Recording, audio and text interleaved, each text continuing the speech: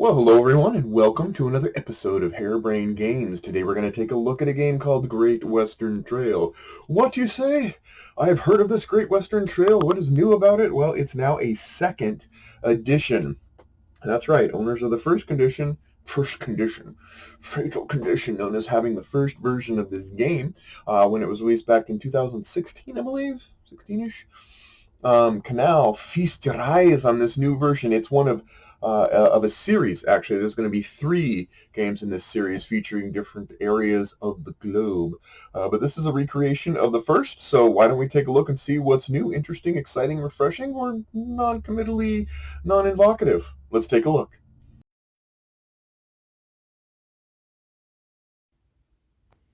Okay, let's take a look at what comes in Great Western Trail. You have a plastic insert that I will be throwing away because it doesn't fit with how I organize my components. You do get, for each player, you get a custom deck of cards for them, no bull, and you get custom buildings, which they can build at certain times. You get a cowboy, and you get a train. Everyone gets one of those.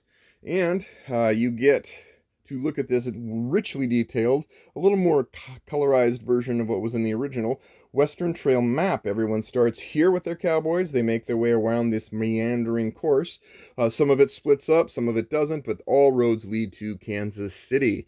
On these trail, you have standard buildings. These are buildings that everyone can take advantage of. Every building gives you 1, 2, or 3 land actions that you can take advantage of if you land there. You also have hazards. Certain of the courses have little hazards. They give you victory points if you clear them, but if you get through to them, you also get not only whatever building you build here, but also some special ability beyond that. It's all about giving the little gifts that keep on giving. You got bandits that can make their way through the mountains. You've got workers. Workers are the lifeblood. As you build workers, you're going to be getting more powerful in what those workers can do. You have cowboys, and they're good for figuring out the actual cow part. Boy, aren't we glad. And then you got the workers. That's the purple beret, and or building makers. These build allow you to build the buildings, and you have to have a certain amount of these available in order to build certain buildings. And finally, you have the engineer. The engineer will let you move your train, and your train is important. You can move it across all the way down the path. As you do, you can upgrade certain stations to get victory points. Lots of little victory points. Everybody gets a victory point here and there. And then, of course, as you deliver your cows to Kansas City and Fulton and on, you're going to deliver them here. You're going to do it through some steps, and then they're going to be delivered somewhere along here. And based on where you put them, you might get special bonuses in the middle. More on that later. And you have 3 packs. These 3 little pouches actually map to 1, 2, and 3. So you're going to usually, on your turn, if you go to Kansas City, you're going to do some refreshing of the workers. This is the worker pool. It's also the game timer. Once this timer gets all the way down from filling workers, that triggers the end of the game. Every player is going to get their own custom buildings. They're all identical per play. You can flip them over and have a B side and A side, but however you do it, every player has the exact same buildings, A or B side. So they're not B-side themselves the whole time. And then here is your player board. I gotta clear this off before game 1. But as you're building, these are really nice, double layered. Everything fits. Nice détentes. These are the cylinders that you're going to be placing on the board as you get to Kansas City. Not only are they going to help you when you place them, they're going to help you when you vacate these areas as well by giving you special abilities that you can take advantage of. And finally, every player gets cows. You get a group of cows that you're going to try and deliver to Kansas City. As you deliver them, you'll notice they're only value 1 or 2. That means that when you upgrade, you're going to get a little more like buying power when you get to Kansas City. But everybody gets the same deck to start with, and there you go. So that's what comes in it. We also have a game manual. We have same as almost like the original, but nicely done. Lots of examples. We also get a single player game. So we're going to go ahead and set up Sam. Sam is going to be our opponent. I'll give you a little example of that. And yeah, so let's get rolling on a sample of gameplay. So the one thing about Great Western Trail is that there's a lot of pieces you can move and manipulate to get victory points. It's all really about making the best use, no matter how you focus your energies on getting the most victory points in the end. Great Western Trail is very much a race to deliver and get victory points. To that end, I'm not going to go through an entire gameplay thing, but I'm going to tell you a little about what the things you can do on your turn. Let's start with us. The first thing players start with is they always have 4 cards to start with. So start these suckers here. Yay, look at that, 4 cards. And everyone gets an objective. These objectives can be fulfilled at the end for victory points if you meet them. Some are you have to have your cylinders placed in a certain way, or you have to be able to have captured a bandit with a green hand. The green hand of justice. All right, so how are we looking here? So these are our 4 cards now. This is the start of the game. The first thing you do is you move your cowboy. Now right now we only have these standard buildings to move to, but that's going to be pretty easy. You can move up to 3 spaces on your turn. Now you don't move in vacant spaces. So like when you start, you're going to be making a pretty breakneck speed. You're only moving from building to building. So you don't have to worry about the places in the middle. It's not going to turn into a slog. But each place you go, you're going to look and go, okay, I can get rid of a 2 white or a Galloway cow, that's what that stands for, and get 2 coins, and then I can buy a worker. Well, the thing is that players start with a different amount of money, and how you buy a worker is, I want to buy a worker yet? Because right now they cost 6, because that's where they are. So I'm going to not go there. I'm going to go here. And I'm going to build a building. How can I do that? Well, everyone starts with 1 worker, so I can build a building. So if I had a green card, I could have gotten 2 coins, and believe me, money matters. Money matters. Instead, I can build a building, and for workers, and each worker costs 2. So I only have a few buildings that cost me 1. This is one I like. I like this a lot. This one says that if anybody passes me, that green hand means they owe me $2. Okay, Sam, be ready. Also, this one's nice because wherever you place it, when you land on it, you're going to get 2 coins for every other tile that you've built in the forest. This is what I call it's the Robin Hood tile. So there's places here that have forests, and if you build in those areas, you're going to get extra points. So I'm going to build that. It's going to cost me 2. So I take out my 5 and go down to 3, and now I'm at 4. Well, there you go. I have just done one of the actions possible that I can do. All right, so at the end of your hand, you fill it back up to 4. No cows were lost in the filming of this turn, so I'm going to move on to Sam's turn. Now, Sam has an interesting fella. He doesn't have everything I have. He doesn't need everything I have. He starts with an advantage of having extra building workers, and he gets an objective. Sam considers everything he gets to be completed. He's kind of a jerk that way. So we flip it and we take advantage of it. All right. So he's going to move 1 space for every building. For whoever has the most buildings, he moves 1 space up to 5. Well, I only have 1 building, so he's only going to move 1 space. He doesn't do anything with that space. Sam doesn't care. Wherever he lands, he's just not one of the locals. And then if my specialization was this token, and it is, I get to build a building. Now he's going to build the biggest building he can okay, he's got 2, because right now he's got 2, so he can build 2, and he always plays with the B side. So he's got 2 here to pick from, and honestly, he's going to pick this one because this is going to do me the most, cause me the most pain. And so he's going to place it as close as he can in front of me to cause me pain, because Sam, like I said, is a jerk. All right, and that's it. That's the end of his turn. That's the beauty of this particular way that the Automa works, is that you're going to go through turns real quick. He cuts to the chase. The gunfight starts, the gunfight's over, and someone dies. So anyway, we're back to our turn, and now we have some choices to make as well. If I can move up to 3 spaces. If I move here, I'm going to get 2 coins because I only have 1 tile, but at least I have coins. But I'm kind of just languishing here. I'm not really doing much. If I do if I land here, if you land on someone else's tile or a bandit, all you get to do is 1 little tiny action. These are kind of These are actions, and they're just kind of like, here's a little consolation prize for you at first. However, they do, as you unlock them, get more powerful. There are ways to trim your deck of cards you don't want anymore. That's going to be valuable in Kansas. Ways to move your train engine forward, etc., etc. Way to like draw cards and discard cards so you can try to get better matches, because you're going to want as many unique cards as possible when you get to San Francisco. In this case, I could do 1, 2, 3. I can only go 3 spaces, so I'm going to what the heck? I'm gonna go to here.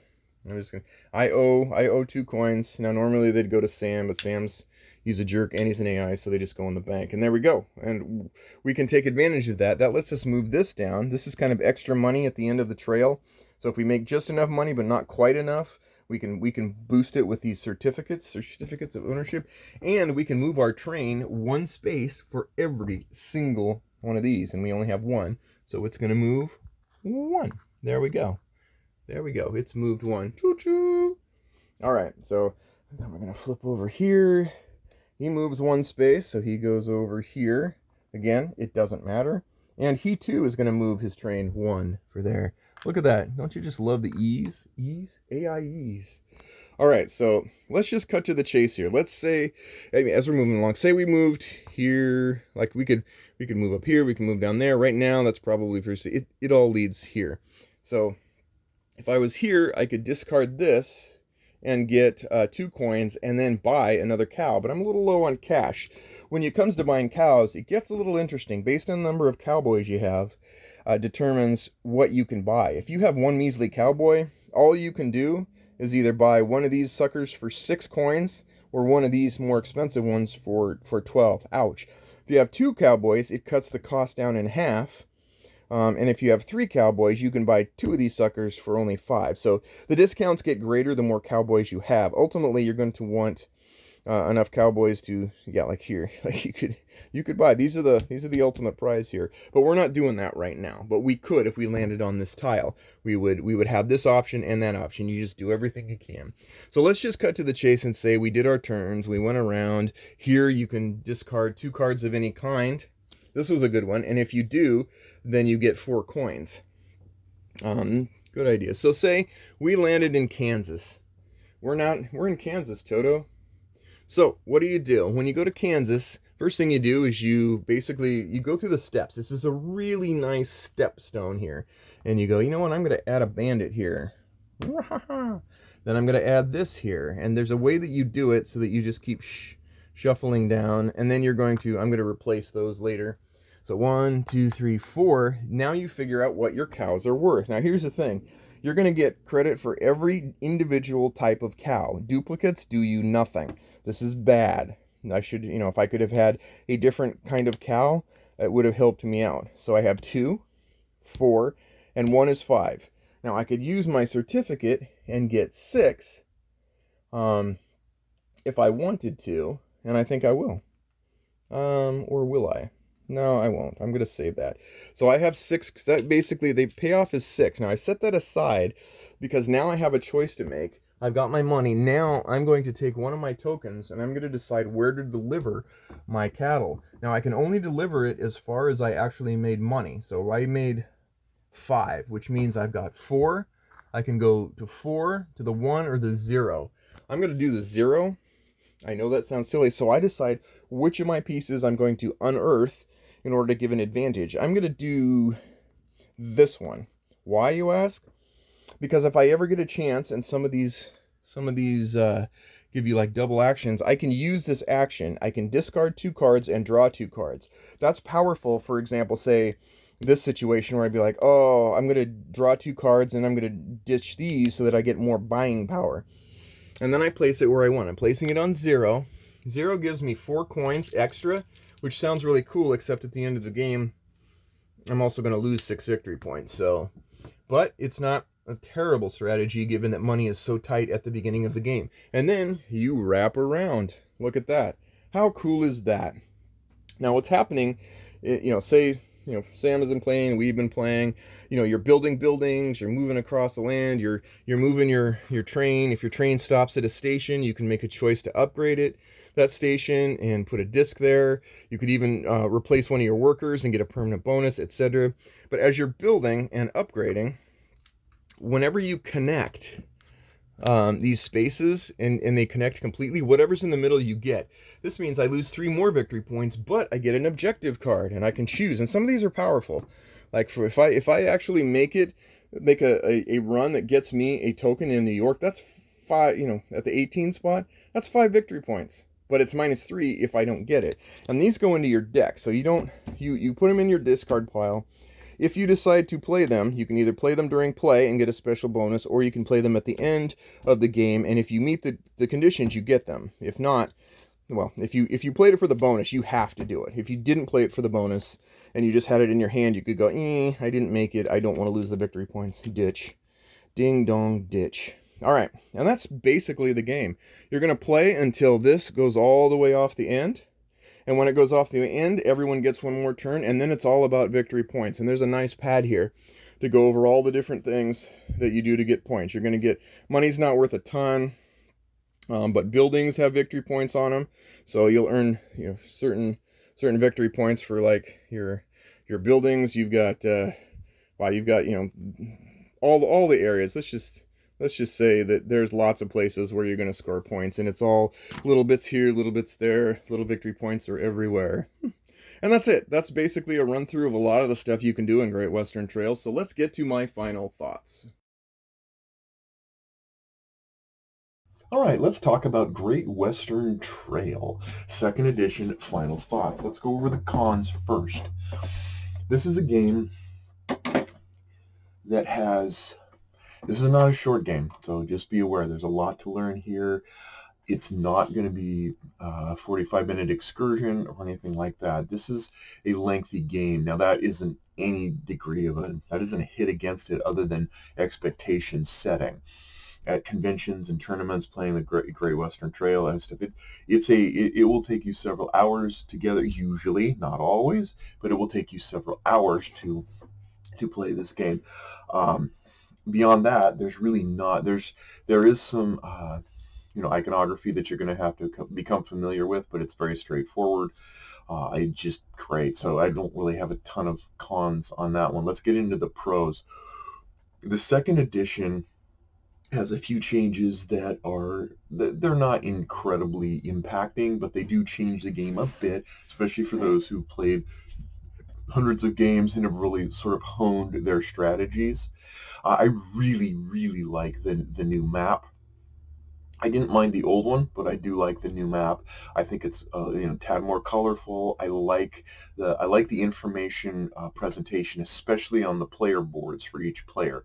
Same information as before, as I showed you, but laid out in a way that's much more clear. And the double layered boards, so you don't have your PC shifting around. Those are great. That's all sort of component wise. It's great. The solo mode is very similar to what was created as a user variant, a player variant a few years ago, and so it isn't that much different, but it's still impacting and it's enjoyable. Playing through is a little bit faster with solo than it is playing multiplayers, but man, I gotta say this game is just an exercise in how to make fun little steps matter. Decision points here, you're moving forward almost always. It's just a matter of how effectively you're going to move forward and enhance yourself. There's different strategies that you can take on the board, and each one has merit, but each one also requires that in many ways you don't just avoid addressing the other strategies too. You need your workers. You need your cowboys to get that right cattle and the bigger cattle. You need your builders to get buildings. Buildings are a fun little endeavor here. Everyone has the same buildings, but as you're choosing what to do, like if I don't get a worker, I get a if I don't buy a cow, or do I build a building right now? The whole map trail, it is a race. You have to realize it is very much a race. You're going to go to Kansas City over and over and over, and how you weave your way through. You can have some setbacks, mostly in the form of having to give people cash, but in a lot of ways, it's not. You're never going to be sent backwards for the most part in playing this game. You are inching forwards to build greatness as a Great Western Trail master. The buildings, again, you know where you place them. You try and place them in strategic ways so that everything fits together. You've got little mini plans in between your big overall plans. Everything does something. There's lots of little ways to just build up and earn victory points of the game. You get to Kansas City, you get to decide how far along the track you want to send your cattle. But at the same time, if you haven't been doing a good job of boosting your train impact, you might be paying a big premium in cost to get all the way up there. You've got, everything's an interesting choice with Great Western Trail. Everything is interesting when you get, when even like your little boost ups, like you have your little pieces, like you open up opportunities on your player board that gives you little benefits at the same time as you're using that piece to gain a different benefit. It's like all kinds of things, like little Mario Party, where everywhere you go, there's a little something going on, and almost all of it's positive. It's not Mario Party, but this is the beauty of Great Western Trail, is that it's a fun game that if you can sit down and enjoy, you can play it.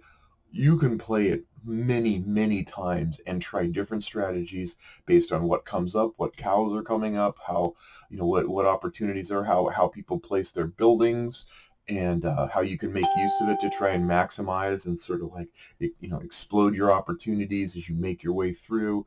There is one thing that, there's a certain part of the map that doesn't seem like it gets well traveled very often. I don't know. But for the most part, where you're going and sort of the ways every little thing is a trade-off. And money's tight, so you want to be careful with money on this one. Like when you start off, your money is really tight. You need to eke out those coins and figure out clever ways to maximize your income. At the same time, at the end of the game, they're not really worth that much. So you have this nice sort of like transition point, like, okay, like, have I done a good job of establishing myself where I can really start focusing in on what's going to get me the best victory points? Boom, explosive amounts of fun little choices to make. So in the end, Great Western Trail, there you are, Great Western Trail. What do I think? Well, first off, we'll go over my thoughts. Second edition and first edition. If you have the first edition, do you need the second edition? No, you don't. Would you enjoy the second edition? Yes, you probably most likely will. It will be, you will like the nice touches. You will like the little extra benefits and bonuses. And if you're a solo player, heck yeah. I mean, you can still play the original. It's just fine. But no, I'm pretty much sold on Great Western Trail second edition, and it's not a requirement, but it certainly isn't a. It certainly was something that I'm glad that I bought the second edition. So, as for the overall game, when I first played Great Western Trail back in 2000, I believe 16 when it came out, I played it a lot, and I was just really amazed by how great of just of an experience this was. Alexander Pfister continued to basically create games that I really liked, that just really resonated with me in the fun department. In many ways, Great Western Trail is like a more novel version of, like, say, Russian Railroads, where you're just constantly making fun choices. You don't have that angst of the, oh my gosh, this could really screw me over. No, it's just a matter of how far forward you're going to go, and how we're going to, how you're going to make your way in the Great Western Trail of ye oldness. But if you ever imagine this, I look at Great Western Trail like this in summary.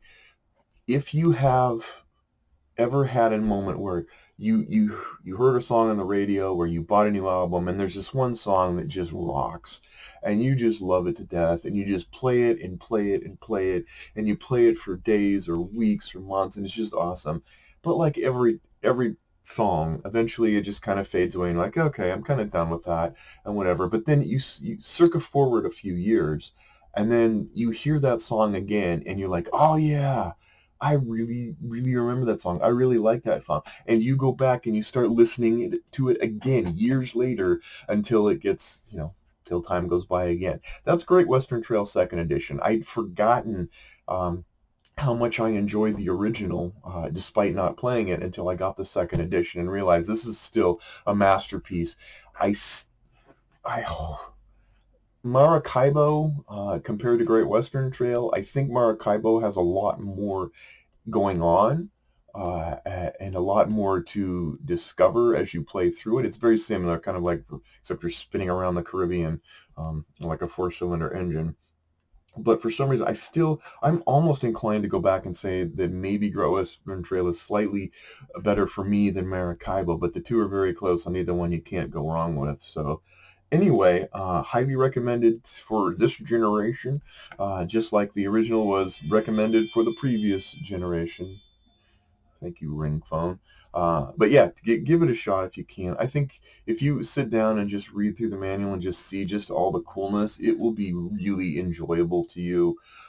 Definitely great in 1, 2, 3 players, 4 players. You know, it's lengthy. Just count on an afternoon for it. But anyway, Great Western Trail. Again, Alexander Pfister has. He didn't surprise me because I already knew about it, but he definitely entertained me for the second time. So thanks, and we'll see you again on Harebrained Games.